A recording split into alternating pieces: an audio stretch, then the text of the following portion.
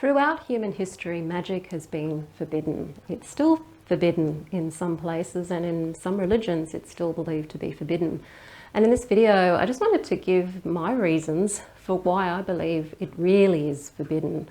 But before we do that, hi, I'm Sandra from MysteryWitchSchool.com. If you're new to Wicca and Witchcraft and you're looking for different perspectives on it and you're wanting to learn more about Wicca and Witchcraft, hit the subscribe button and the notification bell so that you don't miss any videos. So magic is something that some people are really afraid of. Even people who are interested in walking the Wiccan path, who resonate with our affinity for nature, and our connection to nature and everything of the earth and the cosmos, are still scared of the magical aspect of Wicca, to the point where some people won't even use magic and just practice the more devotional and connective side of the religion.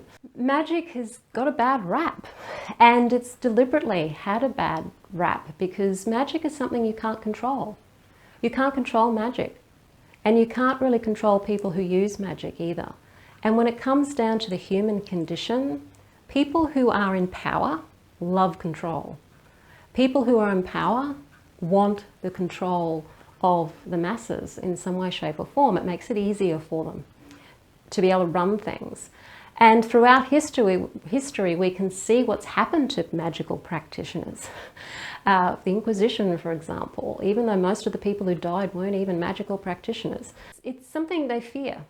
Because as a magical practitioner, you can do things, you can do spells and you can do magic, and you can direct your life to some extent. You can use these tools to be able to navigate your way through life and to influence situations which people in power don't necessarily want you to be able to do, depending on their philosophy and their way of looking at things. When we're looking at religion, of course, the religions that forbid magic, again, tend to be religions that are very domineering religions. They want people to be sheep. They want people to be able to just toe the line and do what the establishment tells them to do. There are various religions that will tell you the reason why magic is forbidden is because their God said so and put it in a book. From a Wiccan perspective, our deities encourage magic. We've got deities that are specifically about magic. That is what they teach, and that is what they govern, is magic. So it's perfectly acceptable for us to practice magic.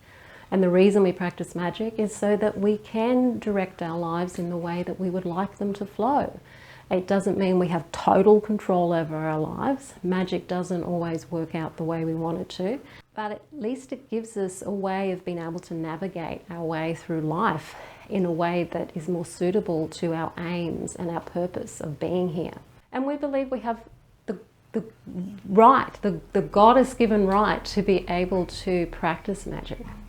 People also see magic as needing to be forbidden because they're afraid of it. They're afraid of magic being used against them. So if you're afraid of somebody using something against you, or you're afraid of some harm to yourself, then you are going to want whatever it is that you perceive as being harmful to be forbidden so that you can feel safe. It's like this, everything we fear we want to be forbidden, but we can't forbid everything that we're afraid of. It's ridiculous. It's like saying, okay, knives are dangerous. Knives, people can stab you with a knife, therefore you can never use a knife ever again in any way, shape or form. No kitchen knives. No, you'll just have to try and break up your veggies some other way, rip them apart, try to crack them apart or whatever. Do it with your teeth, but you can't use a knife. That sounds ridiculous. You can't see when somebody's performing magic. You can't know when somebody's doing magic. And that's the thing that scares people, is that you can't see it. You can't see it, you can't control it. If you can't control it, it's scary. You can't control it. If it's scary, then it should be forbidden.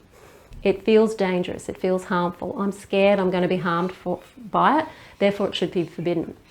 That's our mentality. And that ends up really restricting our freedom to be able to do anything. I think most magical practitioners will agree that a lot of the fear about magic, the forbidden nature of magic, is simply the fear factor. And when you've got people frightened of something, you've got control over them. So magic's had a bad rap and still has a bad rap. People are still afraid of it. People are afraid that even if they do a money spell, that something bad's going to happen to them.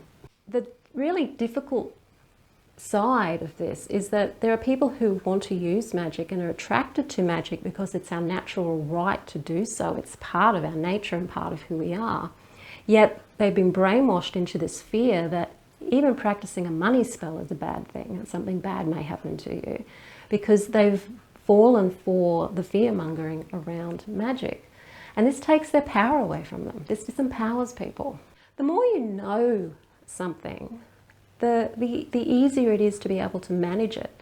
So if people knew how to work with magic and really understood magic, then there wouldn't be a need to be frightened of it, because there would be no need to be frightened, because you'd know how to work with it. You'd know what to do with it. You'd know what to avoid. You'd know what to do. So I think a lot of people may get themselves into trouble with magic because they don't really understand it, or they're using it in a way that's actually harmful to them because they're focusing on harming. So that's putting them at risk of getting that spill and that mirroring back of that energy. So I just thought I'd talk about that, given that we do have some really interesting astrological things going on at the moment, with Saturn and Uranus squaring, Mars in conjunct with Uranus, and all of this stuff going on that is about these themes of control and restriction, and the square dancing between these things. So this whole thing about magic is our freedom. It's like Uranus, it's about freedom and truth. And then you've got the restriction of Saturn, which is like restricting that freedom and trying to restrict the truth to hold on to an establishment that wants control. So that's kind of, I think, the inspiration for this video, and using magic as an example of how it has been a victim of this dynamic of institutional control of the church and of various religious institutions that don't want people practicing magic because then they can't control them. And also magic being something that's then feared by the general public because they've believed all of this stuff.